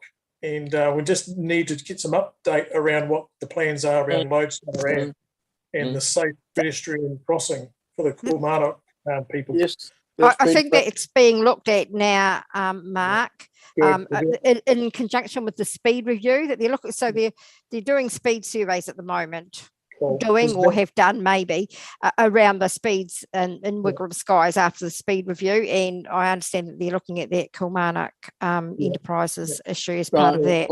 Well, that is quite critical because they've been there for quite a while now, and they've had these concerns for quite a while, and we hopefully we won't have a person being injured while we're waiting for that. Yes, it's a huge safety issue because they are special people. Yeah, that we need to look after. They are, and when they were in Riccarton, of course, they did have that special access point, safe access points to it when it was in Riccarton. It was too high, actually. It was. Yeah. Cool. But anyway, thank you, Debbie. Thank you. No, I took mine down. Sorry, Mike. I'd left it up accidentally. Okay, no, that's fine. Is there anybody else then? No hands. No. Thank you. Hands? Oh, well, thank you very much. And I declare the meeting closed. And thank you very much all. Okay, thank you. Thank you, everyone. Your patience, your endurance, and your understanding of each other's points of view, as always. Thank you very much.